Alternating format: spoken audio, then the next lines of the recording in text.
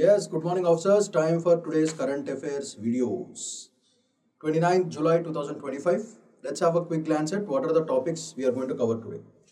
So, five major topics are there. First of all, quoted them. Okay. PDFs are provided. You can go back to your notes, manchiga, then revise చేయండి. Try to create your own prelims or mains questions అలాంటిది ఏమైనా create చేసుకుని flow charts ఎక్కువ గీయండి. That will make your preparation easy and it's comfortable. So let's look at what are the topics we are going to cover today. So the first topic is about antitrust regulations. So this is one. Second topic, India has the highest number of slum clusters, especially in flood prone areas. Two, the impacts with them. Procedure to redress chemically contaminated sites. The topic 3. Next, Maharashtra's new security bill. 4. And individuals and HUF అంటే Hindu undivided families వాళ్ళకి maximum exemption వచ్చింది. So these are all the 5 major topics that we are going to cover today. So ఒకసారి quick glance కొడదాం దీంట్లో.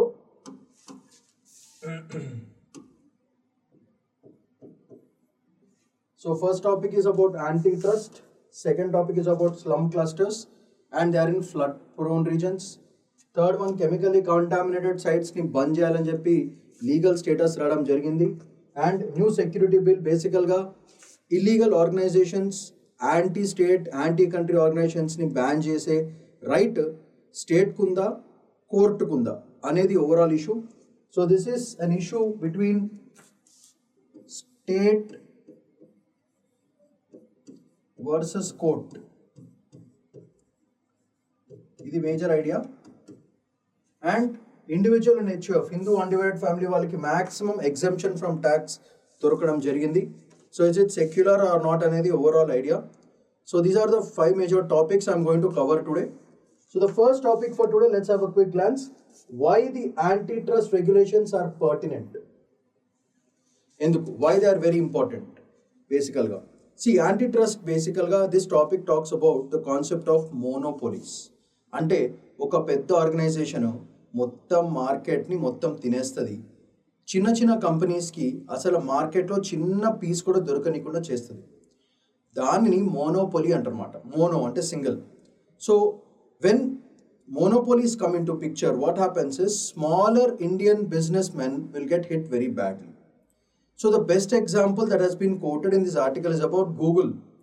Google 95% of the market ni మొత్తం అంతా squeeze చేసి పడేసింది. దానివల్ల వేరే ఇండియన్ కంపెనీస్ కానీ వేరే కంపెనీస్ కానీ ఇండియన్ మార్కెట్లో చిన్న పీస్ కూడా దొరుకుతలేదు. దానివల్ల బిజినెస్ ఫ్లరిష్ అవుతలేదు. మోనోపోలీలో పెద్ద ప్రాబ్లం ఏంటంటే ఒకటే కంపెనీ మొత్తం మార్కెట్ని స్క్వీజ్ చేస్తే రేపొద్దున ఇదే మార్కెట్ గవర్నమెంట్ని డామినేట్ చేసి గవర్నమెంట్ కంపెనీ మాట వినాల్సిన పరిస్థితి వస్తుంది. ఓకే, సో మోనోపోలీకి India has always been against it. Okay, not just India, it's a global phenomena. No one in the globe, no country in the globe wants a monopoly or a dictatorship లాంటిది. Just not in social life but also in economical life lo kuda ee monopolist nonsense is not accepted in any country. Therefore ee antitrust laws anedi చాలా important. చాలా మంది antitrust law ante political anukuntaru. No, this is economical antitrust. That is what you have to understand. So ee monopolies entidi, దాంట్లో important యూపీఎస్సీకి సరిపోయే points ఏంటిదో slide by slide చూద్దాము.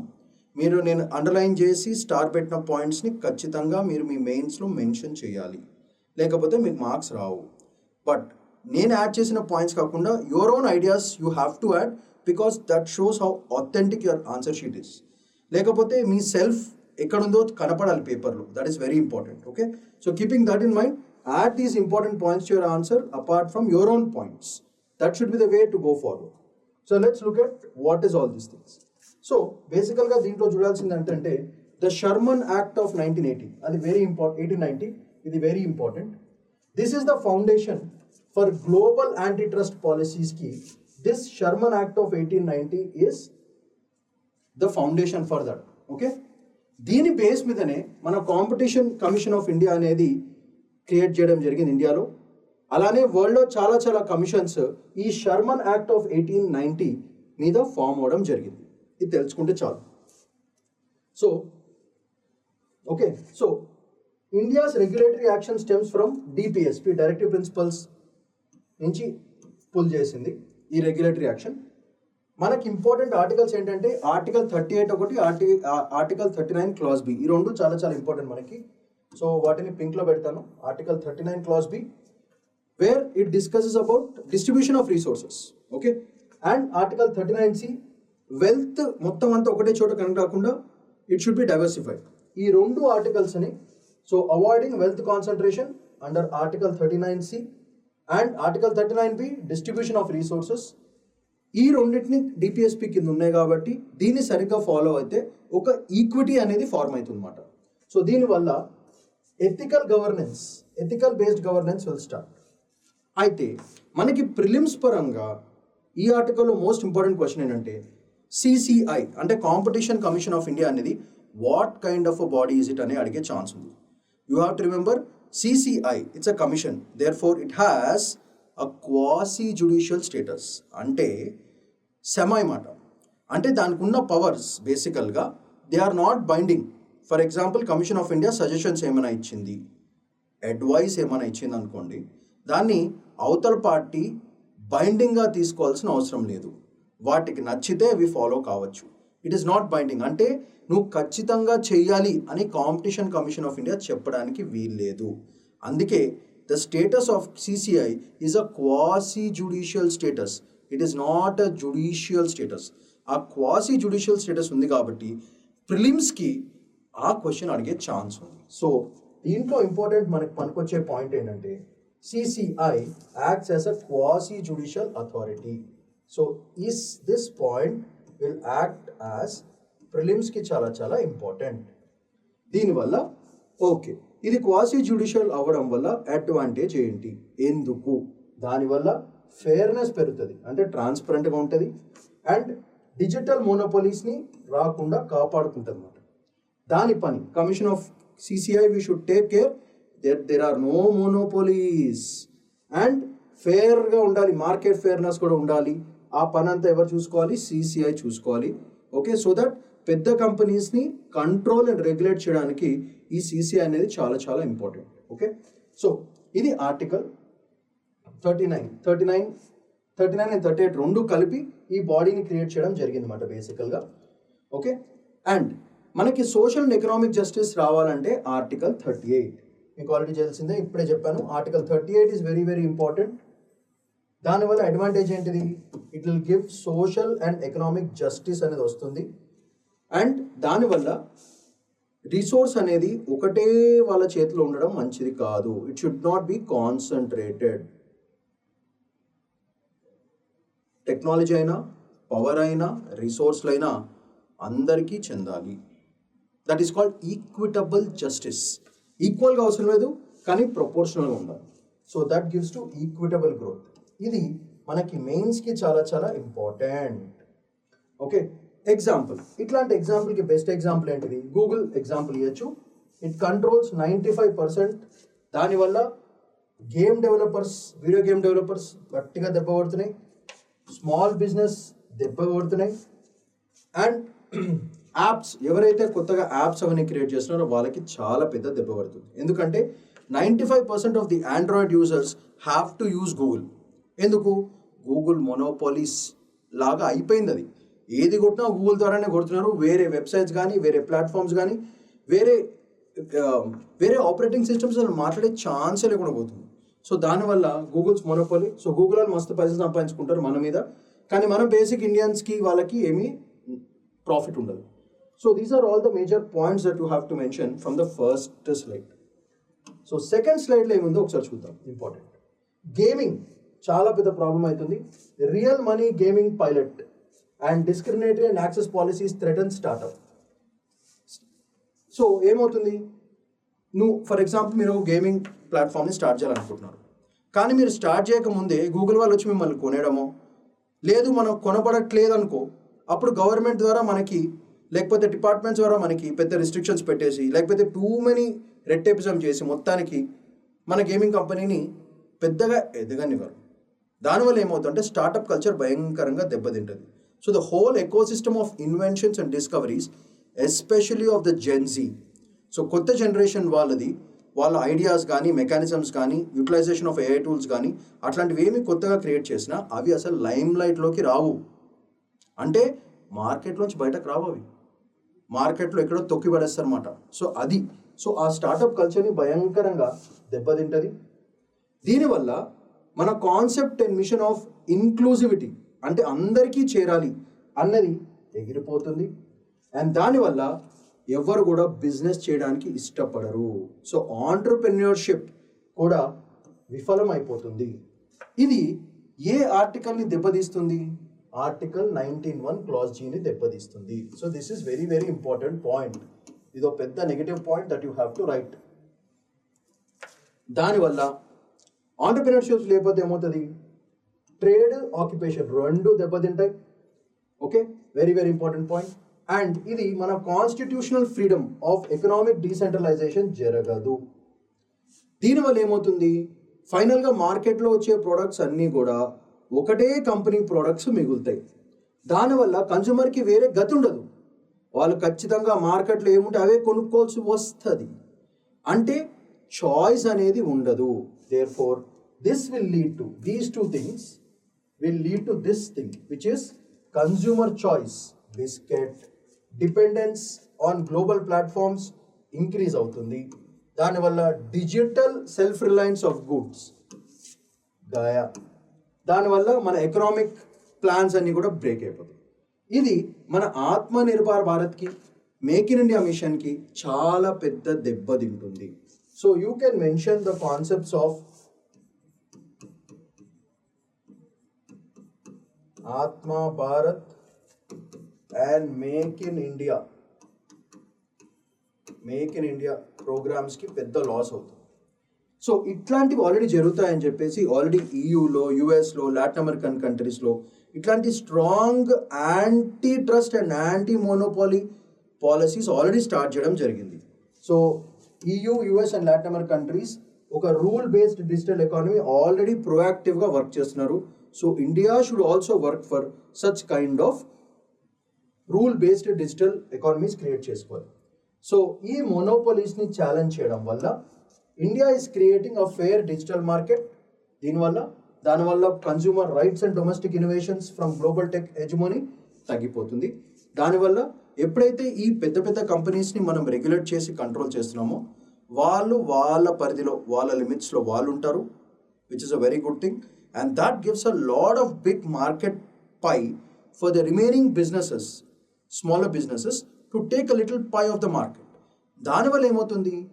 కొత్త generation వారు మనకు ఒక మార్కెట్ ఉంది, మనము కష్టపడి ఏదైనా కొత్త ఇన్నోవేషన్ చేసుకోవచ్చు, కొత్త యాప్స్ క్రియేట్ చేసుకోవచ్చు, కొత్త డిజిటల్ ఎకనామిక్ స్పేస్లో మనకంటూ ఒక స్పేస్ ఉంది అని ఒక ఫీలింగ్ చాలా చాలా ఇంపార్టెంట్. అప్పుడే ఆంటర్ప్రెన్యూర్షిప్ పెరుగుతుంది. దానివల్ల డిపెండెన్సీ ఫ్యాక్టర్స్ తగ్గుతాయి అండ్ గవర్నమెంట్కి చాలా పెద్ద బర్డెన్ తగ్గుతుంది. Because when more entrepreneurship comes in, lot of money will flow inside.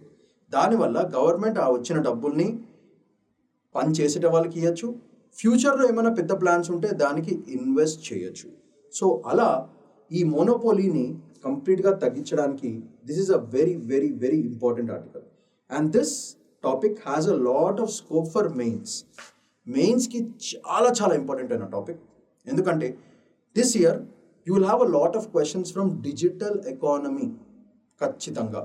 So you have to remember digital ఎకానమీకి ఏది రిలేట్ అయినా సరే వెరీ ఇంపార్టెంట్. ఓకే, దాంట్లో ప్రిలిమ్స్లో మనకి ఈ క్వశ్చన్ వచ్చే ఛాన్సే ఉంది. సిసిఐ, క్వాసి జ్యుడిషియల్ బాడీ, దీని మీద బేసిక్గా క్వశ్చన్స్ అడుగుతారు. సో మీరు వర్క్ చేయాల్సిన పాయింట్స్ అవి. I hope all of you understood this. So the next important topic for today is India has the highest number of slum clusters in flood prone areas.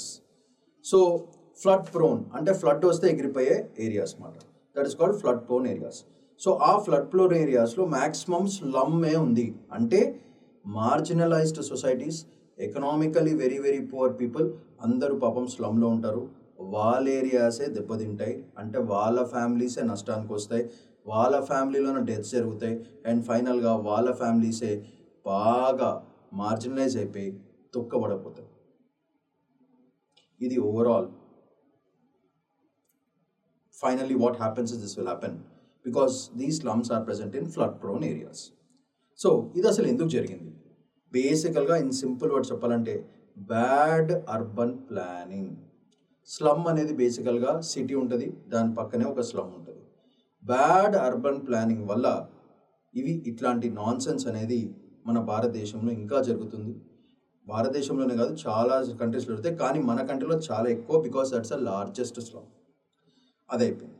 So దీనివల్ల ఏమవుతుంది? Constitutionally provided right of living a very good life with dignity అనేది మొత్తానికి దెబ్బతింటుంది. So ఈ ఆర్టికల్లో మనకి యూపీఎస్సీకి పనికొచ్చేవి ఒక 5 to 6 points ఉన్నాయి. ఆ పాయింట్స్ ఏంటో నేను అండర్లైన్ చేస్తాను. ఎప్పుడైనా any article on urban slum dwellers, okay, urban sanitation, ఇట్లాంటివి ఏ టాపిక్ వచ్చినా, అర్బనైజేషన్, ఇట్లాంటి ఏ టాపిక్ వచ్చినా సరే, ఈ పాయింట్స్ ఖచ్చితంగా నెగిటివ్ పాయింట్స్ కింద మనం మెన్షన్ చేసే స్కోప్ ఉంటుంది. సో ఆన్సర్లో అట్లీస్ట్ 5 to 6 పాయింట్స్ మీరు ఖచ్చితంగా మెన్షన్ చేయాలి. You have to mention those. ఆ పాయింట్స్ ఏంటో ఒకసారి చూద్దాం. ఫస్ట్ పాయింట్ ఏంటంటే లార్జెస్ట్ స్లమ్ 158 million ఉన్నారు, especially along the Ganga delta. This is the first point that you have to write. ఇది article 21, right to have a safe and dignified life is call. This is point 2. మనకి paper మీద missions ఉన్నాయి, కానీ for example urban policy framework ఒకటి, national smart machine, ఇవన్నీ ఉన్నాయి, కానీ paper మీదనే, implementation nil. So this is the third important point. So ఇది ఇంప్లిమెంటెడ్, నాట్ ఇంప్లిమెంటెడ్. మీరు అబ్జర్వ్ చేస్తే 32% హైయర్ సెటిల్మెంట్ ఇన్ రిస్క్ ఏరియాసే జరుగుతుంది. అంటే ప్రతి 100 మందిలో 32 మంది ఈ హై రిస్క్ ఏరియాస్లో ఉంటున్నారు. ఎందుకు? ఈ రిస్క్ ఏరియాలోనే కాస్ట్ తక్కువ, సో లో కాస్ట్. దానివల్ల లో కాస్ట్ ఏరియాస్లో ఉంటాయి కాబట్టి అక్కడ ఫెసిలిటీస్ ఉండవు, అంటే ఎడ్యుకేషన్ ఉండదు, అంటే unemployment. So unemployment and finally migration. These are all the major points. So this is the most important point. ఇది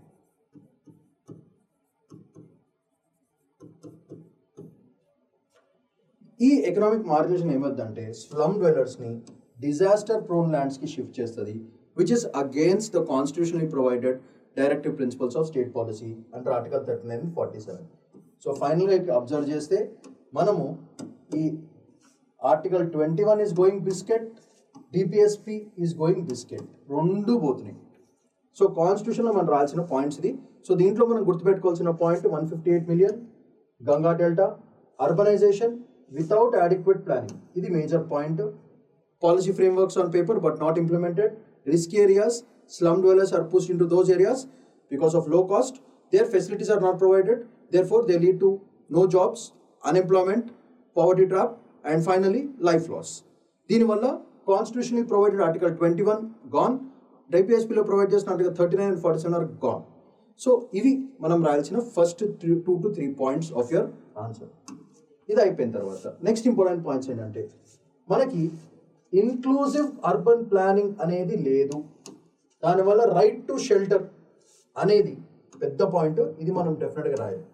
రైట్ టు షెల్టర్ ఇస్ లాన్ కాస్ట్. సో మనకి ఇది కాకుండా ఫ్లడ్ ఇన్సూరెన్స్ సబ్సిడీస్ కూడా ఏం లేవు. ఫ్లడ్ ఇన్సూరెన్స్ సబ్సిడీస్ ఇది మనకి లేదు. దానివల్ల ఇన్ఫార్మల్ సెటిల్మెంట్స్ భయంకరంగా పెరిగిపోవడం వల్ల ఈ ఫ్లడ్ ఇన్సూరెన్స్ కూడా దొరుకుతలేదు. అది కాకుండా లీగల్గా చూసుకుంటే land titles, this is first problem. Social security nets second problem. ఈ స్లమ్ పాపులేషన్ని ఇట్లాంటి వెల్ఫేర్ స్కీమ్స్కి రానియట్లేదు. This a major point. So this is social justice biscuit. ఇదంతా social justice is completely gone. మన disaster management act is weakly enforced, అదొక problem. Next, India's committee on UN SDG గోల్స్కి పెద్ద దెబ్బ పడుతుంది. ఏది? Sustainable cities which is 11th goal and SDG 13 climate action. 11th goal and 13th goal. So these are all lost. This is another global point you can write. So in this, what are the points? Right to shelter. Right to shelter, this is the first point. Next, flood insurance, second point. Land titles and social security, third point. Management Act, fourth point. UN SDG goals, fifth point. So these are the points that you have to write. So totally, indaka oka 2, ikkada oka 3 to 4 points. Anni mix chesi kottali, appudu 6 points done. So the next point that you have to write is climate related flood risks. This is very important manaki. So the first point, this especially in municipalities under 74th Constitutional Amendment. So this is gone. Dini valla emodante disproportionate favors only city zones ne ekkuva importance idam jarugutundi. Dani valla slum ki evaru importance istaledu. Dani valla article 41 right to work and education, sanitation, drainage ఇవేం లేవు. So this powers of municipalities ఇది కూడా correct గా ఏమి mention చేస్తారు. This is the another major point that you have to mention.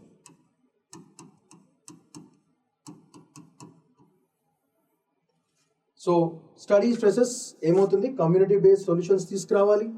Improved sanitation, drainage and skill alignment with article 41 right to work in education and article 243W which is powers of the municipalities. ఇవేమి కూడా మనం చేస్తలేదు.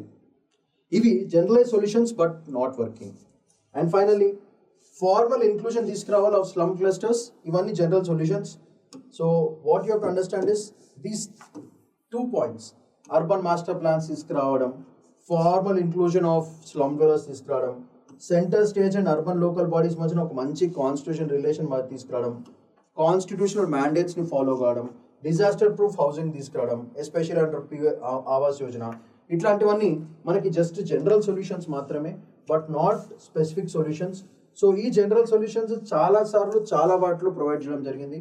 So these are all just general solutions but not very impactful. So not impactful, ఇవన్నీ ఏదో పేరుకి paper మీద వస్తున్నాయి కానీ యాక్చువల్గా ఇంప్లిమెంటేషన్ లెవెల్స్లో పెద్ద గ్రేట్గా వర్క్ ఏం జరుగుతలేదు.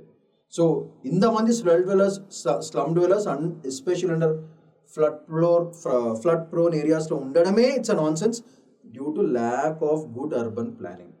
అది major point.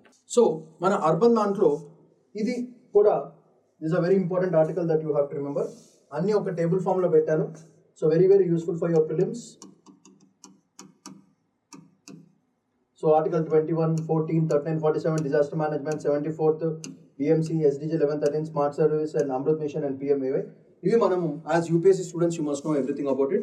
So this slide has also been, this piece of information in a tabular form has been provided to you so that revision becomes very easy. So the next important topic for today is procedure to redress chemically contaminated sites get a legal team. This is చాలా important topic and very important also. So ఒకసారి quick glance కొడదాం. So what are the important things? The Environment Protection rules have been notified under the Environment Protection Act. So దీని వల్ల ఏమవుతుందంటే legal backing దొరుకుతుంది, which is a very good point for assessing, identifying and remediating chemically contaminated sites across India. So this is the story. ఇది ఏ constitution act కింద వస్తుంది? Article 48A which is Directive Principles. State to protect and improve the environment. So this is the first point you would write. Article 21 ni protect chestundi. Subhash Kumar was a state of Bihar. You can mention this case study case for clean and safe environment. District administrations will prepare half yearly reports తీసుకొస్తారు. Suspected contaminant sites ni గుర్తిస్తారు. Reference organizations ni identify చేస్తారు. వాళ్ళని పనిలో పెడతారు. 3 months వాళ్ళు ground work చేయాల్సిన అవసరం ఉంటుంది. సో 3 month డీటెయిల్ సర్వే చేస్తారు. So this the first point. So next ఏంటంటే దీనివల్ల బేసికల్గా కంటామినెంట్స్ అంటే the polluter pays principle works out very well here. So contamination must pay for site remediation and state will clean up cost recovery under prescribed arrangement. So ఇది very important. మనకి ఇక్కడ most important point ఏంటంటే this one, polluter pays. This is the major point. Upheld in Vellore citizens welfare forum versus union of India, అది case. అది దానివల్ల criminal liability, loss of life property under Bharatiya Nyaya Sanhita 2023. So this also another important point you have to mention. Expert led reference organisation ఆ remediation plans అంటే rehabilitation plans వాళ్ళకి ఎట్లా ఆ contaminates ఎట్లా మళ్ళీ నాట్ కంటామినేటెడ్గా చేయాలి దాని ప్రాసెస్ ఏంటో ఎక్స్పర్ట్స్ గైడ్ చేస్తారు. దానివల్ల రెమిడియల్ ఆపరేషన్స్ ఒకటి తీసుకురావాలి. బేసికల్గా ఏమవుతుందంటే what is a major problem here is delay. దీనివల్ల సాయిల్ టాక్సిక్ పెరిగిపోతుంది. అంటే the soil will become more and more poisonous and toxic. Next water contamination భయంకరంగా ఇంక్రీజ్ అవుతుంది. ఎందుకంటే భూమి పాయిజన్ అయిపోయిందంటే దానికి associated rocks, water, soil, plants అన్నీ కూడా పాయిజన్ అయిపోతాయి, టాక్సిక్ అయిపోతాయి. ఇది ఫైనల్గా will lead to public health risks భయంకరంగా పెరిగిపోతాయి. సో ఈ మొత్తం ఆర్టికల్ బేసికల్గా ఏం కన్క్లూడ్ చేస్తుందంటే ఇన్నాళ్ళు decades of regulatory neglect and strengthen scientific రెమిడియేషన్ని మనకి చూపిస్తుంది ఈ రూల్స్. సో దీనివల్ల ఏమవుతుందంటే లీగల్గా ఈ భారతీయ న్యాయశాస్త్ర కింద వచ్చినాయి కాబట్టి, సంహిత కింద వచ్చింది కాబట్టి this will give us the power to act against these kind of problems. So this is the power from which ఒక లీగల్ టూత్ వచ్చింది. అంటే ఇప్పుడు ఎవరైనా పొల్యూటర్ కనుక పొల్యూట్ చేస్తే వాళ్ళని క్రిమినల్ యాక్టివిటీ కింద భారతీయ న్యాయ సంహిత కింద వాళ్ళని తీసుకెళ్ళి బొక్కలో దోయచ్చు, పనిష్మెంట్ ఇవ్వచ్చు, ఫైన్ కూడా కట్టించవచ్చు. That is advantage of this particular article of procedure to redress chemically contaminated సైట్స్ని ఎలా తీసేయాలి, పోనీ కంటామినేటెడ్ సైట్స్ వస్తే దాన్ని ఎట్లా కంట్రోల్ చేయాలి, ఫ్యూచర్లో ఎట్లా చూసుకోవాలో దానికి ఒక లీగల్ స్టేటస్ అనేది వచ్చింది. So that is importance of this particular article. దీనివల్ల ఏమవుతుంది, legally codify environmental accountability especially for historic pollution where operators no longer exist. దానివల్ల ఎన్ఫోర్సబిలిటీ అండ్ ట్రాన్స్పరెన్సీ పెరుగుతుంది, ఎన్వైరన్మెంటల్ జస్టిస్ పెరుగుతుంది, encourages industrial responsibility and India's global climate credentials and Paris అగ్రిమెంట్ని మనము చక్కగా పాటిస్తున్నట్టు ఉంటుంది. So this point should be the conclusion point అన్నమాట.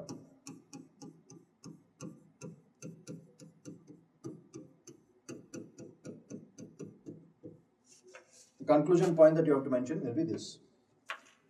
The next important topic is about Maharashtra's new security bill. Basically, this talks about Naxals, ఎవరైతే anti country ఉన్నారో, anti state ఉన్నారో, ఎవరైతే నేషనల్ యూనిటీ అండ్ ఇంటిగ్రిటీని బ్రేక్ చేస్తున్నారో వాళ్ళందరినీ criminalise చేసేసి punishments ఇవ్వాలని overall idea. That is a story line. So దాంట్లో మనకు బేసికల్గా ఉన్న పాయింట్స్ ఏంటో క్విక్గా చూద్దాం. Ban organisations indefinitely, time period లేకుండా కంప్లీట్ బ్యాన్, ఇల్లీగల్గా without requiring due process or time limits. So this is the main point. అంటే ఏంటిది ఇక్కడ వచ్చే మేజర్ కంటెన్షన్ ఏంటంటే ఇట్లాంటి డెసిషన్స్ ఆన్ పనిష్మెంట్స్ కానీ బ్యానింగ్ కానీ కోర్టు తీసుకోవాలి. కానీ ఈ దాంట్లో state is trying to create something which is very unique. ఏంటంటే state will do all these things instead of the court. So ఇప్పుడు మనకు టసల్ ఎక్కడ వస్తుందంటే ఏ బాడీస్ మధ్యన వస్తుంది, లెజిస్లేచర్కి, ఎగ్జిక్యూటివ్కి, జ్యుడిషియరీ మధ్యన గొడవలు అయిపోతాయి. సో జ్యుడిషియరీ చేయాల్సిన పని స్టేట్ ఎట్లా ఓన్ చేస్తుంది అని క్రిటిక్స్ ఖచ్చితంగా ఈ పాయింట్ మీద మనకి పెద్ద గొడవ అవుతుంది. దేర్ఫోర్ ఈ ఆర్గన్స్ ఆఫ్ ద గవర్నమెంట్ మధ్యన ఒక పెద్ద new fight will start because of this bill. So దీనివల్ల ఏమవుతుందంటే ఇవి ఆల్రెడీ మనకి Chhattisgarh, Telangana, Andhra Pradesh, Odisha adapting public security acts already చేయడం జరిగింది. దీనివల్ల ఏమవుతుంది అడ్వాంటేజ్, సరే ఇట్లాంటి లా తీసుకురావడం వల్ల అడ్వాంటేజ్ ఏంటిది, బేసికల్గా రూరల్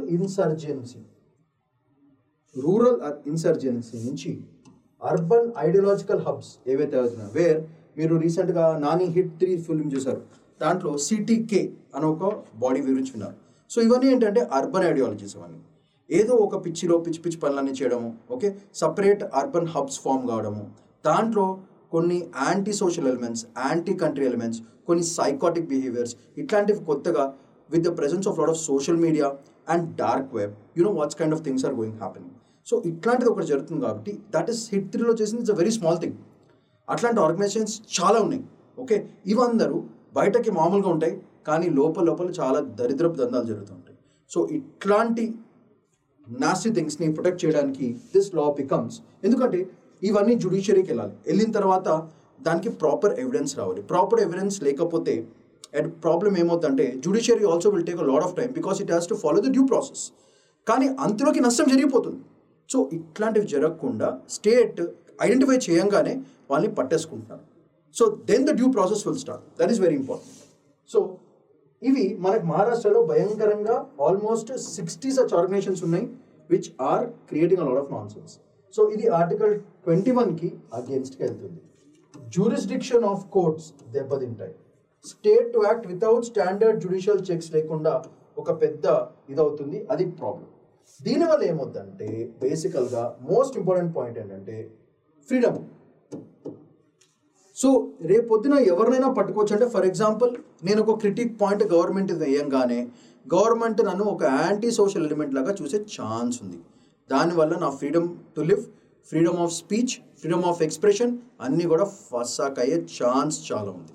సో దీనివల్ల ఏమవుతుందంటే criminalisation of speech, gesture, association, just కన్సర్న్తో మాట్లాడినప్పుడల్లా సరే దానివల్ల దీన్ని నీ స్పీచ్ వల్ల పబ్లిక్ ఆర్డర్ డిస్టర్బ్ అయింది అందుకే నేను జైల్లో వేసేస్తాను అనే వచ్చే ఛాన్స్ ఉంది. దానివల్ల ఏమవుతుందంటే గవర్నమెంట్ పవర్కి చెక్ ఉండదు, కోర్ట్స్ ఏం చేయలేవు. అట్లాంటి డిజాస్టర్ సిచ్యువేషన్ కూడా వచ్చే ఛాన్స్ ఉంది. ఎందుకంటే ఫస్ట్ క్రిమినల్స్ని పట్టుకుంటారు, తర్వాత మెల్లగా పబ్లిక్ మీద పడే ఛాన్స్ ఉంటుంది. అప్పుడు ఒక అథారిటేరియన్ గవర్నమెంట్ ఫామ్ అయ్యే ఛాన్స్ ఉంటుంది. అది ఒక డిక్టేటర్ మోడ్కి వెళ్ళి హిట్లర్ లాగా తయారవుతుందన్నమాట. సో అట్లాంటిది మన బ్యూటిఫుల్ ఇండియన్ డెమోక్రటిక్ సిస్టంలో అలౌడ్ లేదు. సో దిస్ పాయింట్ బేసికల్గా these 2 points are very very important for your answer.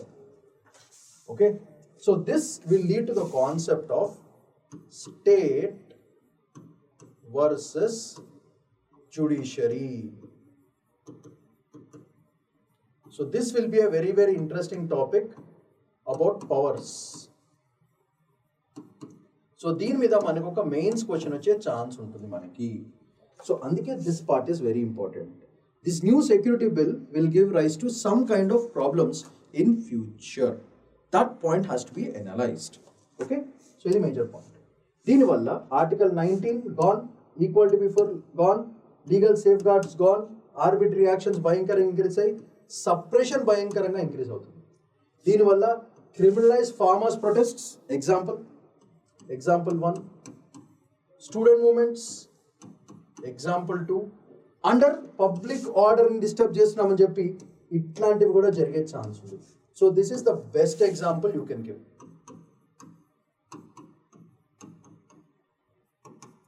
దానివల్ల ఇంకొక organisation which gets deeply hurt because of this is civil rights activists. ఎవరైతే మార్జినలైజ్డ్ వాయిసెస్ని బయటకు తీసుకొస్తారో, యాంటీ గవర్నమెంట్ మాట్లాడతారో, ఈ సివిల్ రైట్ యాక్టివిస్ట్కి పెద్ద దెబ్బ. దానివల్ల ఏమవుతుంది, spirit of social justice will be lost under the preamble and డిపిఎస్పీస్లో ఏవైతే ప్రొవైడ్ చేశారో అవి భయంకరంగా దెబ్బపోతున్నాయి. ఎందుకు? People have the right to organise and protest if the government is doing something against the will. So organise and protest peacefully కూడా దెబ్బతింటుంది. So ఇవి very very similar to the Rowlatt Act of history. So ఈ act, Rowlatt Act కింద, Rowlatt యాక్ట్లో అర్థమైన separation of anyone who's talking anything against British వాళ్ళని తొక్కేశారు, jail వేసి పడేశారు. రౌలాట్ యాక్ట్ లాగా ఇది కూడా ఒక యాక్ట్ లాగా తయారయ్యే ఛాన్స్ ఉంది.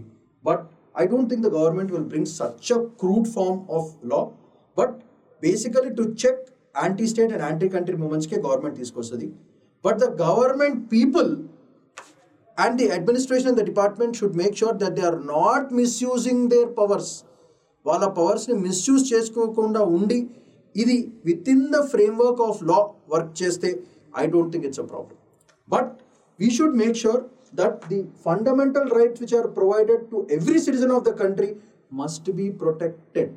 Otherwise, it becomes a British colonial era law laga darnanga tayaraye chance. This is the voice of what the speaker and the author says. Okay? So the next important topic, kante mundu 12,500 slides vachinayi, 3 minor amendments only maatrame తీసుకొచ్చారు. ఇది ఈ లాని బేసికల్గా ఇది highlight point. Full opposition లేకుండా తీసుకొచ్చారు సైలెంట్గా, only CPI మాత్రమే ఉంది. దానివల్ల లెజిస్లేటివ్ అకౌంటబిలిటీ తగ్గుతుంది, పబ్లిక్ పార్టిసిపేషన్ తగ్గుతుంది. దానివల్ల ఫైనల్ ఇంప్లిమెంటేషన్ ఎవరు చేయించారు? గవర్నర్ ఎసెంట్ వాడి చేశారు.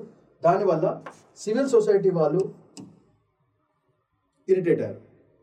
ఇది state legislation and constitution checks మధ్యన ఒక పెద్ద బర్డెన్ అవుతుంది. So this is another scope for mains question.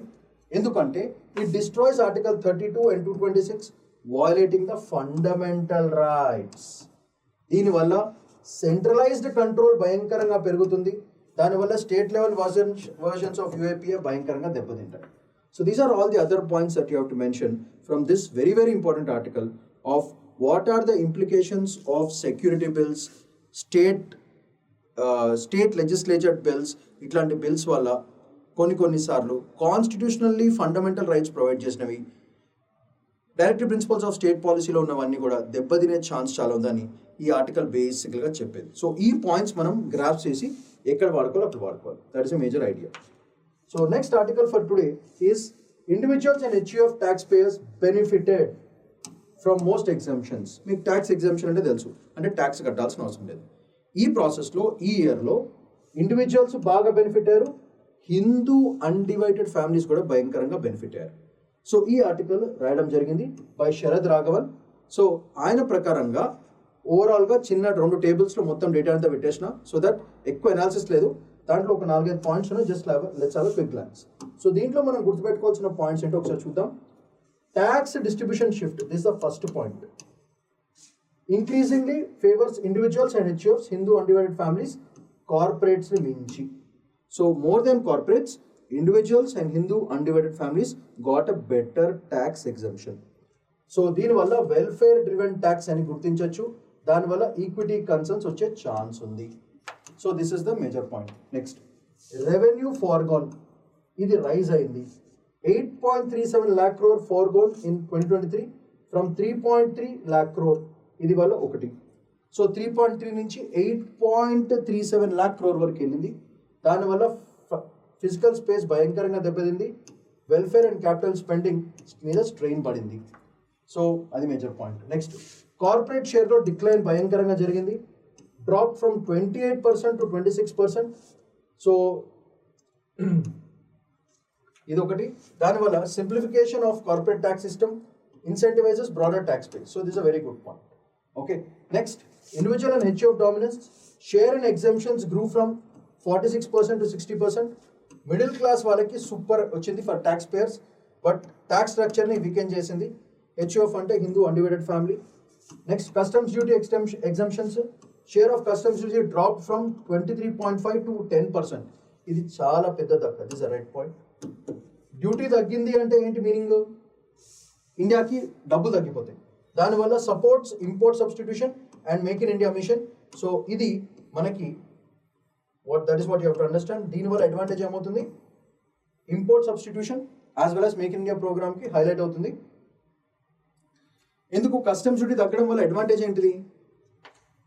Customs duty తగ్గించడం వల్ల అడ్వాంటేజ్ ఏమవుతుంది? మనకి బయట నుంచి ప్రొడక్ట్స్ ఈజీగా వచ్చేస్తాయి. So more people will invest. దానివల్ల మేక్ ఇన్ ఇండియా ప్రోగ్రామ్ కూడా భయంకరంగా పెరుగుతుంది. సో మన make in India programme, Atmanirbhar Bharat and self reliant India మిషన్కి చాలా పాజిటివ్ పాయింట్ అవుతుంది. So that is advantage that we have. So these are all the things which are mention in that particular article. ఇది కాకుండా total statistics చూద్దాం. Total tax revenue 3.3 lakh crore to 8.36 lakh crore. So super. ఇది 150% surge అయింది in just 4 years. Is a very very important point. Next, individual and HUFs 46% ఉండే వాళ్ళు కట్టాల్సింది, కానీ that went to 60%. So majority of tax now flows to individuals. Second point. Next, corporate share and exemptions 28%, కానీ ఇప్పుడు తగ్గింది. దానివల్ల corporates relative benefit shrink అయింది. ఇది నెగిటివ్ పాయింట్. సో ఇది రెడ్లో పెడదాం. And finally customs duty exemption share, ఇది మనకి బేసికల్గా 23.5% కట్టాల్సి ఉండే, ఇప్పుడు ఓన్లీ 10% కడితే చాలు. దానివల్ల reliance on imported related exemptions భయంకరంగా పెరిగినాయి. So this is star point. So these are all the important statistics with respect to that particular article about tax and tariffs. So these are all the important points from today's newspaper. ఈరోజు వీడియోని మీరు చూడండి, points collect చేసుకోండి, star పెట్టిన block పెట్టి ఖచ్చితంగా mention చేయాలి. PDFs are provided, రివిజన్కి మీకు యూస్ఫుల్ అవుతుంది. ఎగ్జామ్ ముందే కాదు, ఎగ్జామ్ ముందు అంతా క్రాంప్ చేసుకోవడం కాదు. వారానికి ఎవ్రీ 2 weeks ఒకసారి రివిజన్, డైలీ ఒక స్మాల్ విజిట్, 5 minutes చూడండి చాలు. Just 5 minutes, have a look at the video, look at the points and keep revising. So that's all for today. Shaman Padikonda signing off. Bye-bye.